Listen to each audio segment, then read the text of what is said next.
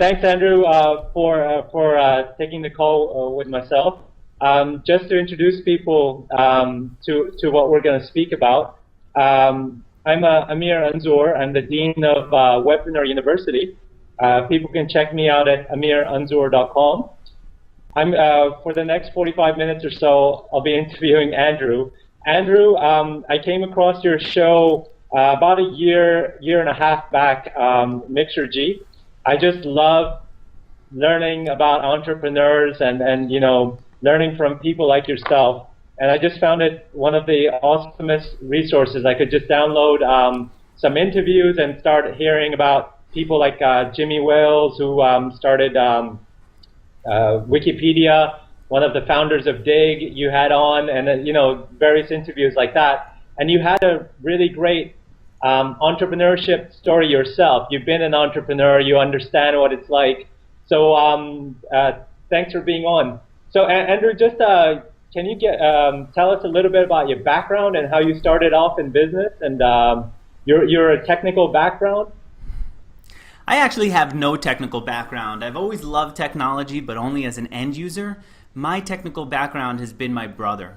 He was a kid who, while I was reading business books and fantasizing about being in the Forbes 400 list, he was the kid who was taking apart his computer and putting it back together again, installing new operating systems on it.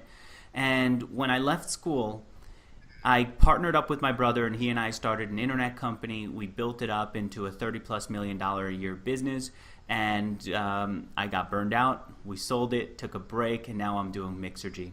The online business was mostly doing greeting cards, but we also did email newsletters. We also did online contests and a bunch of other things. It just became this like holding company for all of our ideas.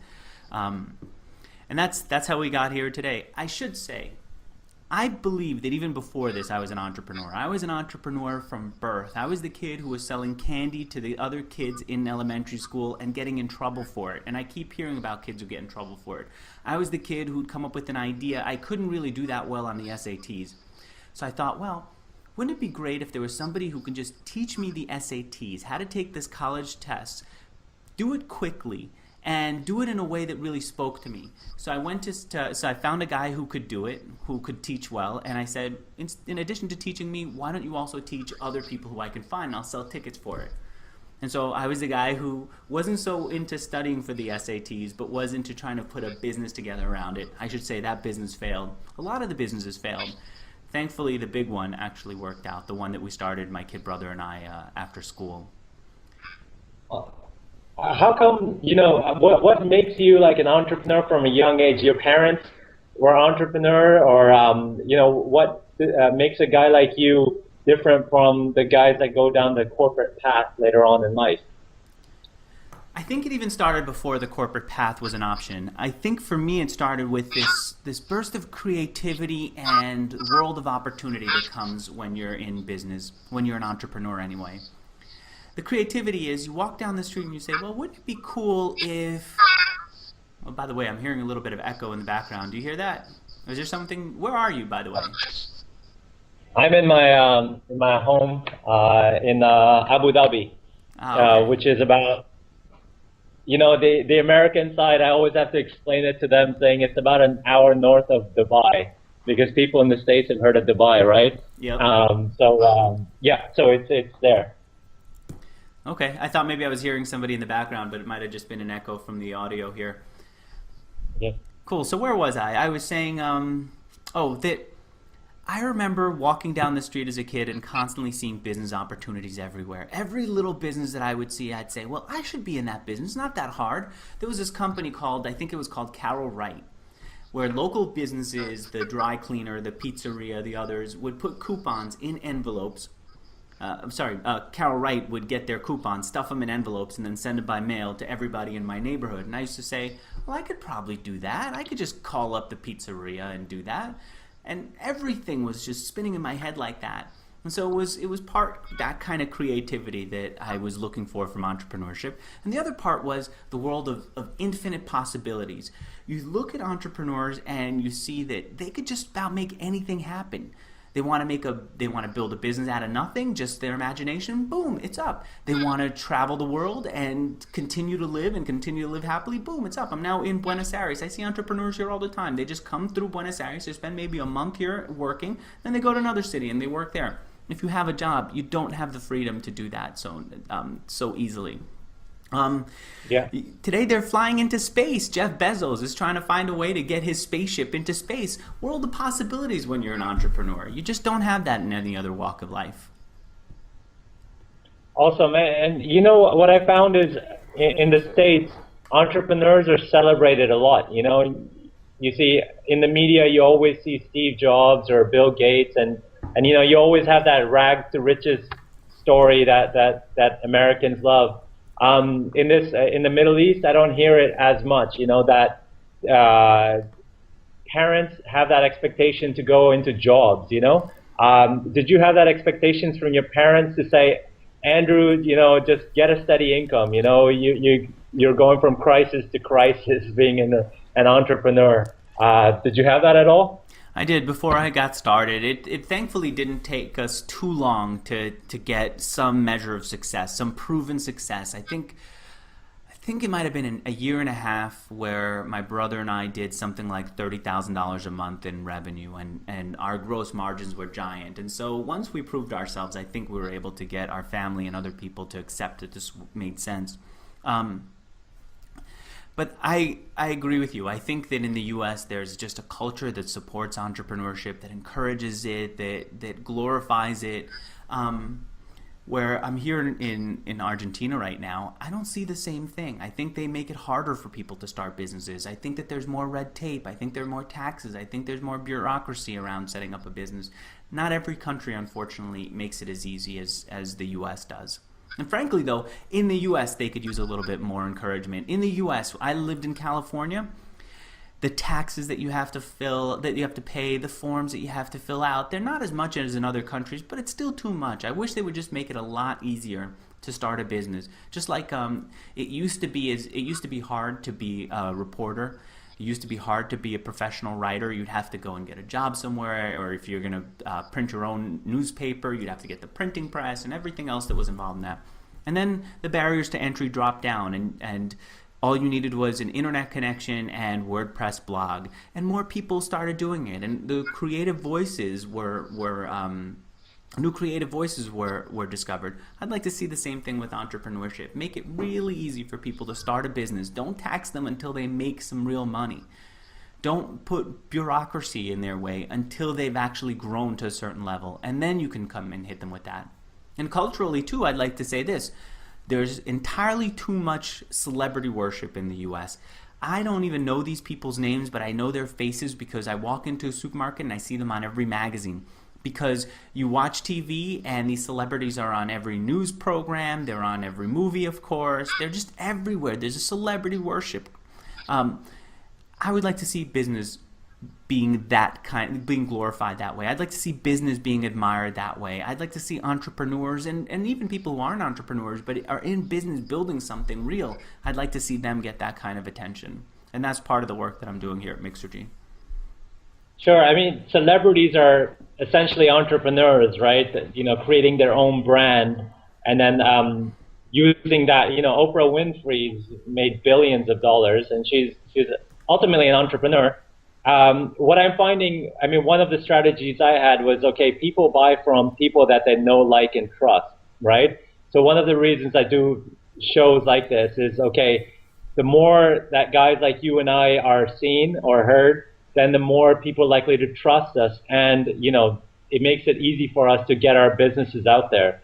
In the past, if you didn't have a team like Steve Jobs or Bill Gates, it'd be difficult to get your word out there, right?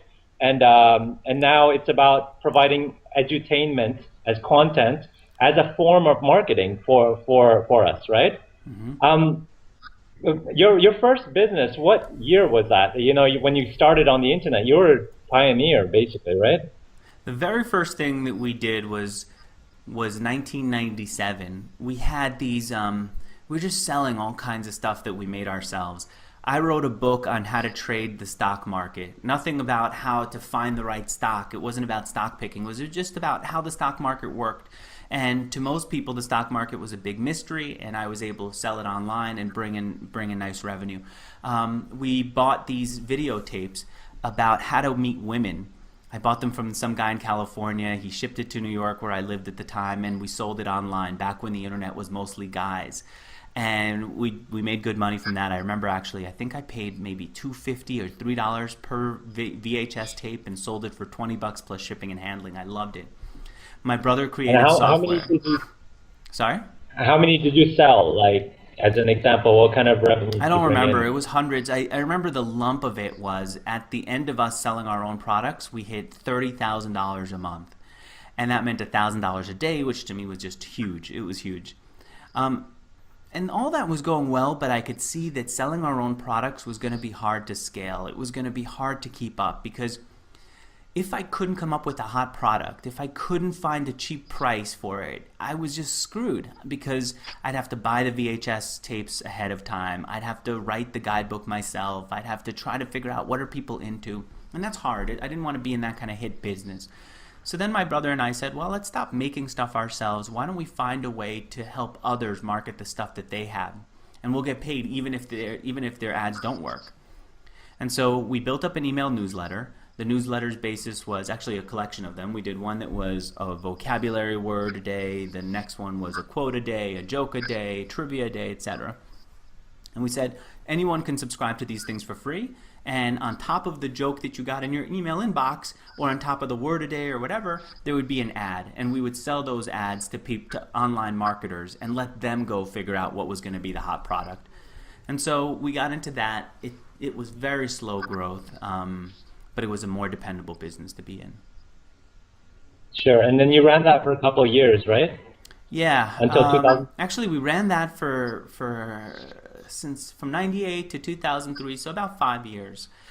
And at first, it was fairly easy to get people to join our email newsletter, because back then people just got their email. They just started playing around with it. They wanted to hear you've got mail. They wanted to see mail come in every day. And so if we said, hey, we'll make you smarter by email, people would sign up, and they'd be excited to hear you've got mail. They would sign up to 5 of our newsletters just because they wanted more and more email at the time. Then spammers came in and started to make people's inboxes into a chore, and their friends started getting online more, and so they were getting emails from their friends, from coworkers, from spammers, and they just didn't want any more stuff in their email inbox. So it was harder to get a bigger mailing list. And so we had to come up with different ways. How do we grow our mailing list? How do we get in front of people? And one of the ways that we decided on was what became an email greeting card business, where somebody would see a greeting card online, they would fill out a little form, they would email it to their friends, and along the way we'd say, oh, do you also want to sign up to our newsletter? And many people signed up to our newsletter that way. Awesome. So you just kept trying out things and then figured out what worked and didn't work, and that's how you kept growing your business, right? Yeah, it was an endless battle of trying different things. I think I saw a video of you on some show giving away $1 billion prize. What was that about? You were running a contest that said you'd give away $1 billion if someone won? Yeah, so I saw all these different online contests do well, and I said maybe we should get in that business. We already had all the hardware, we had the servers, we had the cold room in our office, we stored the servers in our office, believe it or not. We had great developers in our office, we had the sysadmin, we had writers, we had designers. We already had everything that you need to build a business. So whenever we'd come up with an idea, we'd say, let's try it out. Or whenever we saw an idea that somebody else had, we said, let's see if we can do something similar for our audience. And so when I saw that online contests were doing well, I sat down with my brother. I remember actually we were at a wedding and we just ducked out of the wedding for a little bit to talk. And I said, well, what if we got into this space? And we went back and forth a little bit and we said, well, if we're going to get in it, we need to find a way to do it big. And we said, what if we do $1 billion jackpot? And it seemed a little outrageous, but we looked into it, and it turns out that when you see a jackpot like $1 billion or $1 million often, or if you go to a basketball game and they say if somebody from the audience can make a basket from across the court, then we'll give them $1 million. It's not them really giving $1 million in all those cases. It's an insurance company. And the basketball team or the website just pays an insurance premium based on how likely somebody is to win. So anyway, we discovered that, and we talked to the insurance companies, and we said, would you back us if we did $1 billion jackpot? And we got somebody to say yes, and we created a whole business around it. It was called grab.com, 4-letter domain, beautiful. And we offered $1 billion jackpot. It was the world's first $1 billion jackpot. After we did it, Pepsi did the same thing. Unfortunately, neither one of us had $1 billion winner. It would have been great for me. The insurance company wouldn't have been as happy, but I would have been ecstatic. So you basically give them a percentage of your ticket sales, and then now we weren't selling our tickets. We just would pay them basically every time somebody entered the contest. And our revenue wasn't coming from selling tickets, it came from advertising.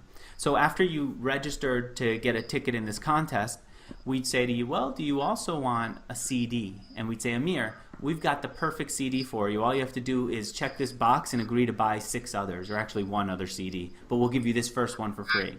And that was from a company like BMG. Or we'd say, I forget which magazines, but I think maybe Time Magazine was one of the sponsors. We'd say, Time Magazine wants to give you 6 issues for free. If you like Time Magazine, the 7th one you can start paying for at a low price. And we get paid for that. Awesome. And then you were saying in 2003 around you got burnt out and just tired, I guess, of being an entrepreneur. What happened? I was doing it nonstop. I wasn't doing anything but working. On the weekends, I would go to Central Park with a book on business or a magazine on business, and I would read it.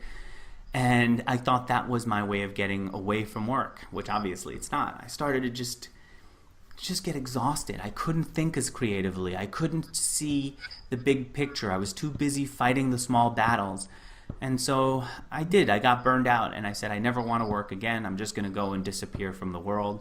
And I actually gave away all my stuff, like the furniture, the TV, anything that couldn't fit in a bag. And I put the rest into a backpack.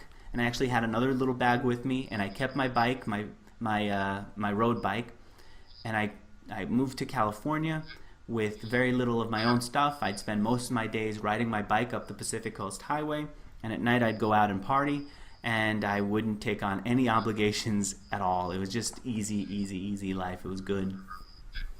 Sorry, I'm going to have a yerba mate. I'm in Buenos Aires right now, and the local drink is, let's see if I can do it without spilling, yerba mate. Okay, nice. I'm in Abu Dhabi, where the local drink is water. It's a desert, man. So great. And then alcohol is not like meant to be advertised, I guess, on these shows. So cool. 2003, you just sold off the business. You did well out of it. You made a couple of $1 million. You didn't have to worry about your finances, or. And I'm not saying how much I made, but it was enough that I didn't have to worry about my finances. And we sold it in pieces.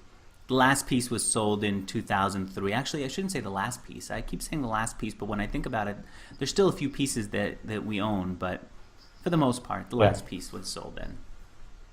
So how long did your chilling out period last? It's hard to say. There wasn't a clear beginning and an end to it, but actually there was a clear beginning. I don't remember when, but there wasn't a clear end. I just started to come out of it.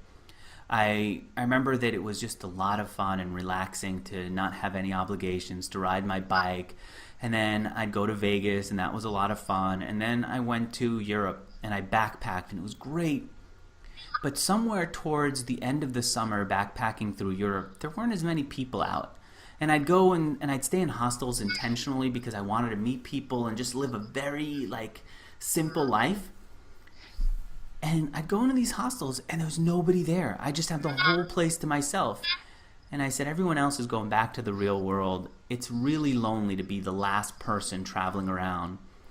And so I said, well, maybe I should just go into nice hotels. And I'd go in nice hotels, and it was just everyone doing business and me just sitting there. And so I said, maybe it's time to go back to the U.S. and figure out what's next. And slowly I figured out what was next. And what was next? What Was was it next was what Mixergy? became Mixergy. My idea was I was sitting there and thinking, well, how do I make an impact? And I saw Howard Dean. He was a candidate for president a few years ago, and he was a nobody. But he was able to raise more money than any of the other candidates. He was able to raise a bigger organization than any of the other candidates because he put together these little meetups across the country, and because he had a website that talked about what he stood for. And I said, okay, what if I could create a movement of people who care about business, who want to help each other, who are ambitious, and I'll copy his model. And so I started organizing these little meetups. And then I said, well, I don't like the meetup.com software, and I don't like the evite.com software. Why don't I create my own software? So I got really wrapped up in creating my own software. It cost me hundreds of thousands of dollars to do it, and I just didn't enjoy the process at all. So I finally just said, let's just move on from this. This isn't the passion. I said, I'm stopping the invitation business. I don't even know how I got into it, but I'm getting out of it. I did a post on Mixergy.com, and Mixergy was the name for the event business, then was for, or not, it wasn't a business, it was the event mission. I refused to accept money for it. And then it was the name for the invitation site. And then I took the invitation site off Mixergy, and I said, look, I failed. I don't know how I got here, but I somehow got here, and I have to admit that I failed. And what I'm going to do is admit failure publicly, and also admit my curiosity and my goals publicly. And I'll show you as I learn more by talking to people who've achieved more than I have. And I'll just keep soaking that information in, and I'll give it out to you, and then we'll figure out what's next for me afterwards. And that was, I don't know how long ago, maybe a couple of years, and I've just been doing more and more interviews, and I love them. This has been a fantasy of mine. I used to go into people's homes and look around and say, dude, this is a beautiful home. This is a guy who's clearly achieved something in his life. How did he get here? What did he do to get him here? Why is he here? And that other person who's just a guest at his house has been struggling for years and will never get to be here except as a guest at this house. What's the difference? What do they know? And of course, you can't at a party sit the person down and say, how did you get here? How much money do you make? So the best that I could do was read Forbes magazine. I used to love Forbes magazine as a kid, and read biographies. I still love biographies today. Well, now as an adult, I get to do these interviews on Mixergy and ask people those questions. I ask entrepreneurs all the time, how much money do you make? How did you get here? Why you and not the other guy who 5 years ago failed at trying to do what you're doing? And there are always interesting answers, and I get to bliss out on that.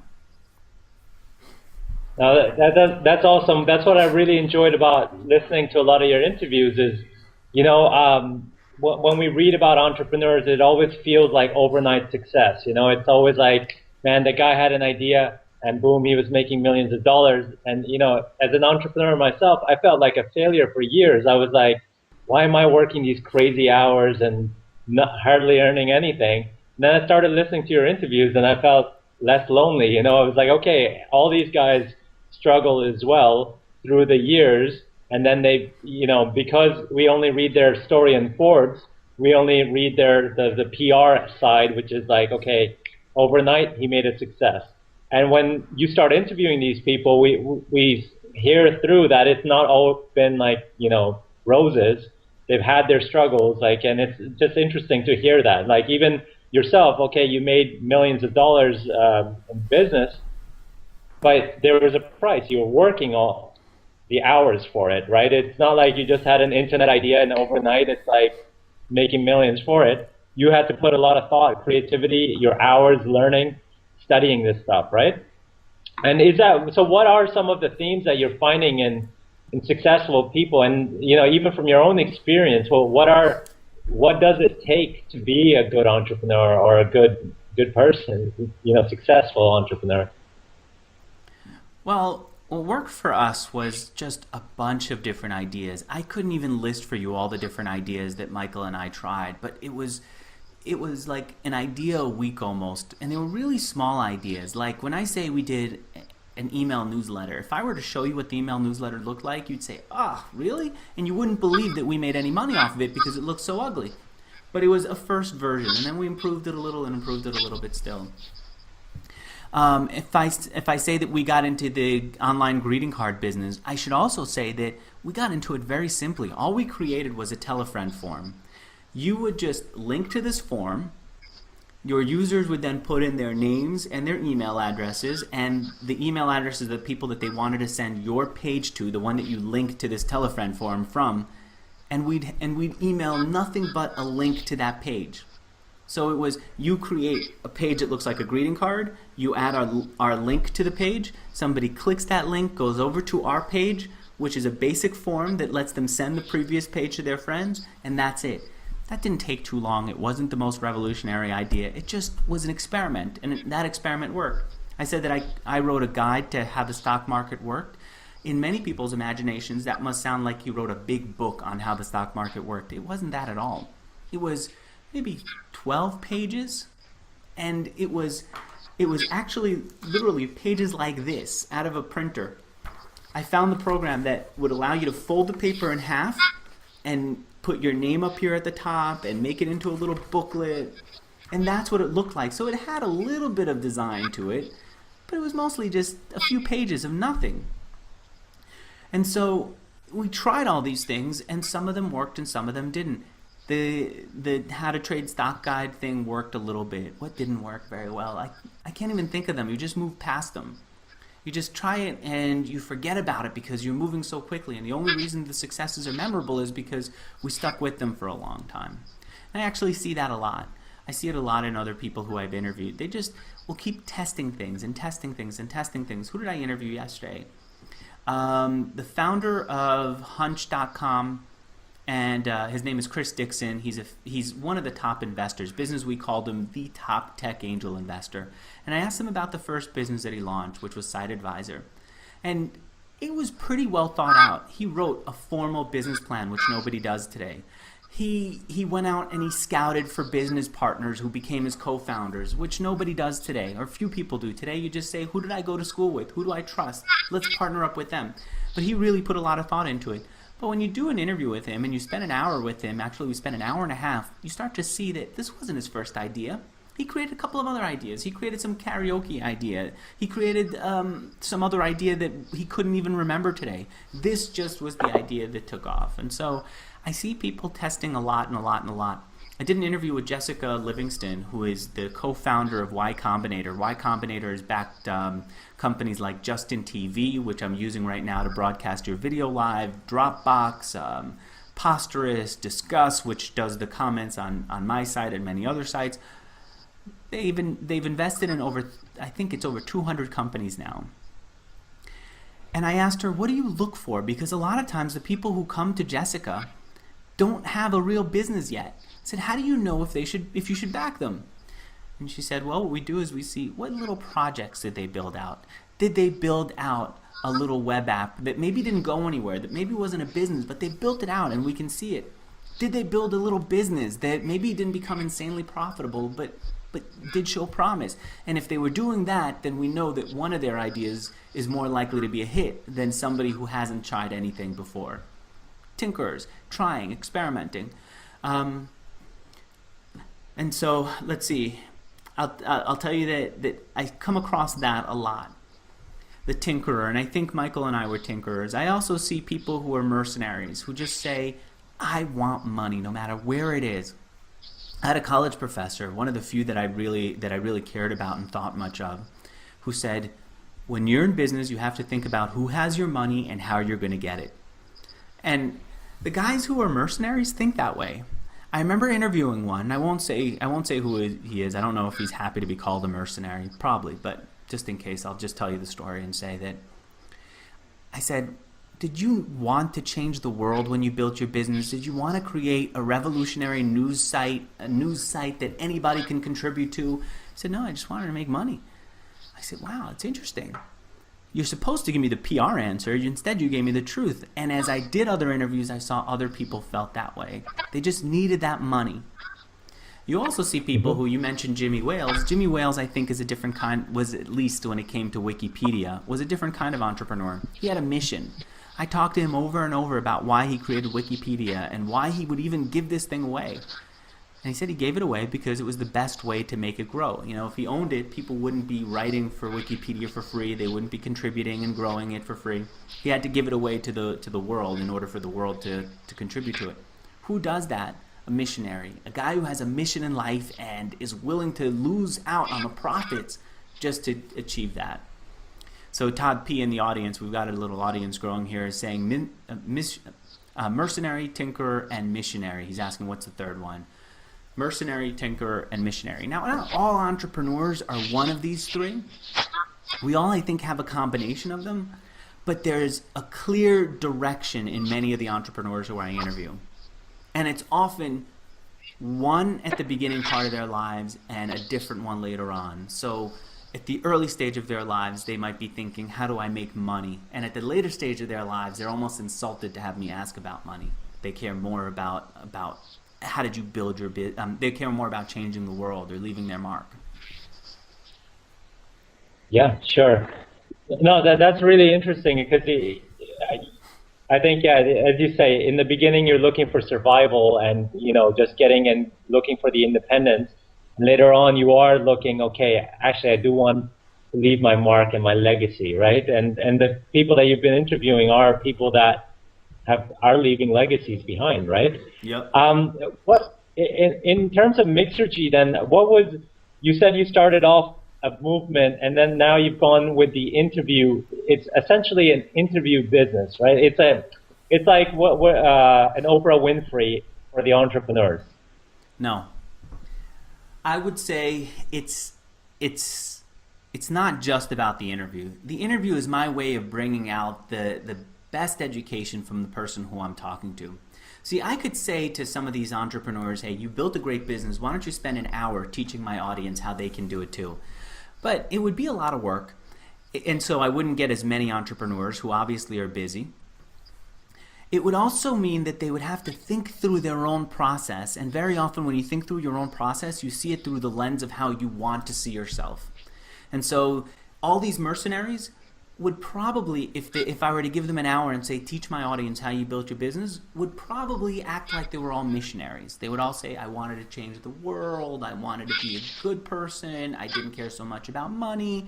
And you start to idealize yourself.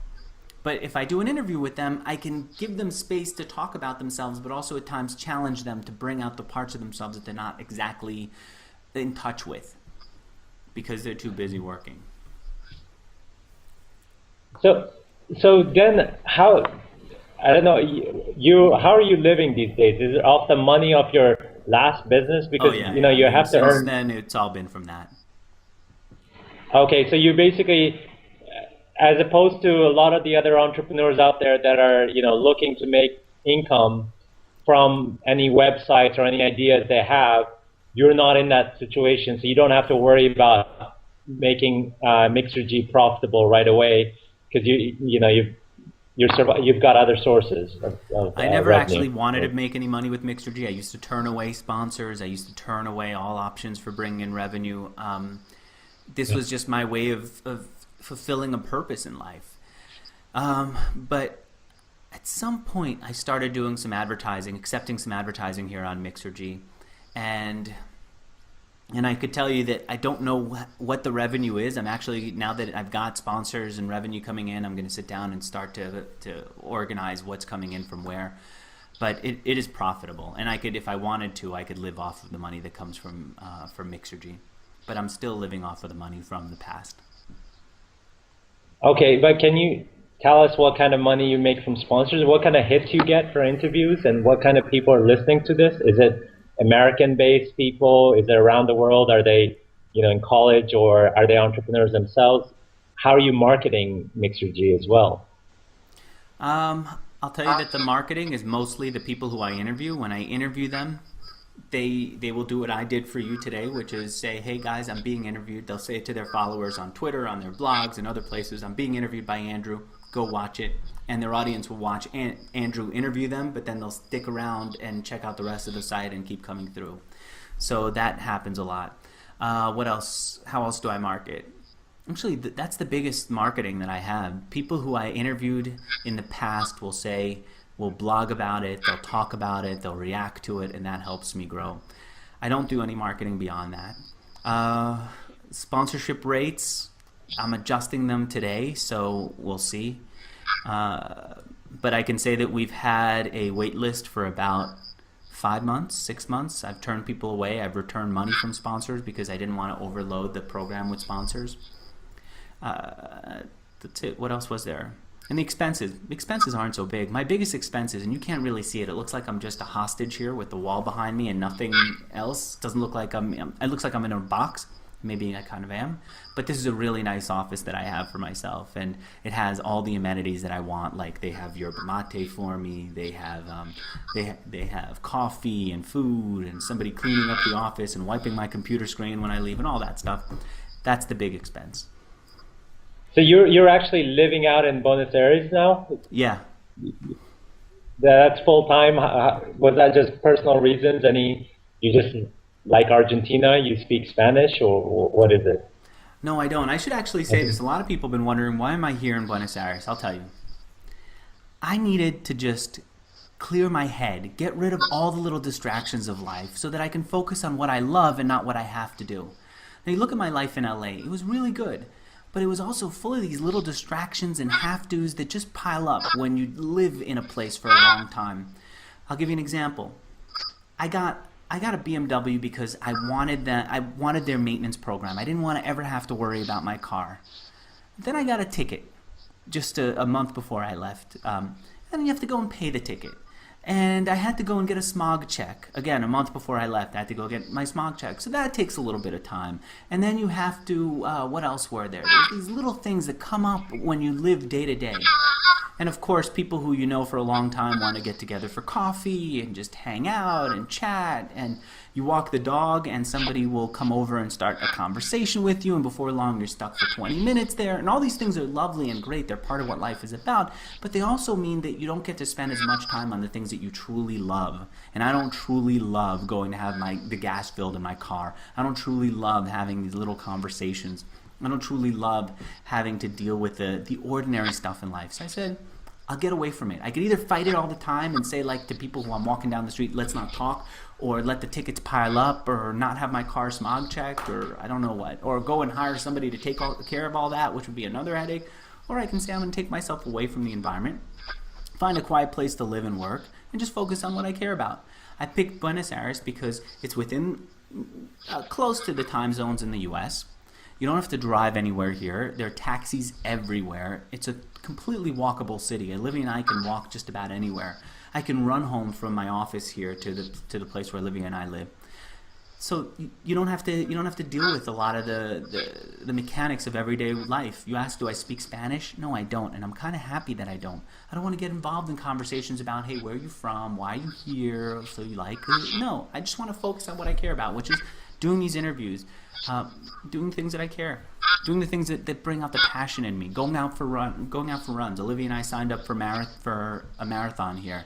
We get to go do training for the marathon. We don't have to deal with the BS of life. Awesome. But what's your day like? You have an office. You don't work from home, so you actually have a physical office, which is walking distance from your home. And what happens? What's your day like? I used to start off by taking a taxi into work, but there's too much traffic in this city and too much smog to deal with that. So now what I do is I got one of these. I wish I discovered this sooner. Subte Pass, which is for the local subway.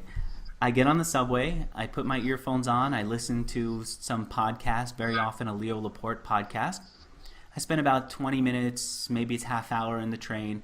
I wish I could read books on my iPhone in the train, but apparently it's dangerous here. Somebody will rip me off, so I don't do that. Then I get into work. I make myself a mate like this. I go through my email. I have a mission for the week. Sometimes it's deal with the accounting. Sometimes the mission for the week is to deal with my lawyers, I don't know how much I should say and how much I shouldn't, but there's always some kind of mission. And in addition to it, I say, who do I really care about? Who do I want to learn more from? How do I go and get an interview with them? And I schedule that, and then I spend maybe an hour learning about the person who I'm going to interview and just really soaking up as much information as I can. I didn't know Chris Dixon from Adam, before I interviewed him. But by the time I interviewed him, I knew the companies he worked for. I knew how he built his business, and I learned a lot from that. And then afterwards, actually today afterwards, I'm going to be training Joe, the new editor at Mixergy, and showing him how to edit the interviews and how to post them online, and that's pretty much my day. Oh, and then I go home, and Olivia and I will either make dinner at home together, or we'll go out with some friends, or we'll go check out a restaurant around here, or maybe I'll just go out with the guys and smoke Cuban cigars, because Cuban cigars are legal down here. And you're not going to be talking about small talk, right? Because you hate that. I think small talk at night is great. I actually don't go out for any business events at night here. It's just during the day. It's the BS of daily life that just gets you. Like, I'll give you this. How about this? Clothing. You have to go and buy tons of clothes. Most people who've seen these interviews know I've been wearing the same shirts over and over. I'm traveling. I don't have to have a full wardrobe here. It's kind of cool. Yeah. You don't have to deal with the BS of life. And the team that you're working with, like your editor, they're remote or they're in your office, or? It's a company called Efficient in Guatemala. I've known them for a long time now. They've helped me out with lots of different projects, including WordPress issues when I had those. They used to do editing for me. And now I'm going to be working with Joe full time. Awesome. So you're who's the team? Some of the team behind Mixergy? It for a long time was just me. Many people who've been listening to the show know that Jang has been the producer at Mixergy. That means that she talks to the guest. That I needed somebody like Jang, who runs a site called asable.com, where she does her own interviews with entrepreneurs, because I needed somebody who would treat my guests who would understand who my guests are. You know, you don't want somebody treating one of the top investors like he's, I don't know, like he's just another assignment. You want somebody who knows the space, who people know in this space. And Jang is somebody who in this space has a lot of respect, who knows how to interact with these people. And so they love me because they get to meet her first. And so it's her, and it's now Joe the Boxer. I'll have to find out why his name is Joe the Boxer. Awesome. And so what are some of the things that are coming up from yourself and Mixergy? You're focused on Mixergy for the next few months or years, as far as you can tell. What's coming up? Because I know you got to go to another interview in a couple minutes. I'm going to keep simplifying as much as possible. I came here to organize my life and to simplify things, and that's what I want to do over the next 2.5 months, which is about all I have here in Buenos Aires. I think after that, Olivia and I are going to find a place in the U.S. and go move there. So it means that all the little things that I care about, I just don't want to be that involved with. I'll give you an idea. When it comes to investing my money, I'm not investing in stocks and going in and out and trying to figure out what the next big thing is. I'm trying to figure out what's the simplest thing. I just want to conserve my capital. I want to put the money out of reach. I want to just have a basic solution to that issue. And I'd like to treat the rest of my life that way. How can I simplify even more? I saw an interesting thing with Mixergy now. You know, some of your older interviews, you can pay for it, and I like the way you said you can choose $25, I think $50 or $100 a month. You can choose your own pricing. Is that some of the things that one other revenue source you're going to have is old interviews people can pay for? Yeah, I started selling the old interviews, and it's been a good revenue source. I have to go back and see exactly how good, but it's been an okay revenue source. And you're right. I've been letting people pay whatever they want, and I've been getting a lot of feedback that I shouldn't be doing that I should just set a price and say that's what it's going to cost, and I'll probably do that soon. Okay, cool. Andrew, I know you've got to go some other interviews. I really appreciate your time. It's great to be speaking with guys like yourself, and it's great that I hope a lot of the people who listen to this interview on my sites come and listen to Mixergy, because it really does help a lot of entrepreneurs. So you're doing a great job. People like me out there, I really appreciate what you're doing, and making us feel less lonely, right? Well, thanks. Thank you for doing this interview. And by the way, I don't mean to weasel out of the answers to questions like how much money am I making from sponsorship. If you're curious, you and I, now that we've met each other and we've spent about an hour on the phone together, on Skype together, if you're curious, send me an email and I'll fill you in on where I stand. But the most important thing for me isn't the sponsorship. It's to get the most out of my guests in these interviews, make it as good and as useful as possible. Awesome, man. You're truly providing great value for the world on the internet. And that's the awesome thing now, because, you know, us in UAE and all around the world can get access to your content. Which, you know what? And I'm really glad that somebody from your part of the world has been listening. Thank you. All right. Cheers then, Andrew. You bet. Catch Thanks. up soon. Thanks, Andrew, from Mixergy.com. Cheers. Mixergy.com.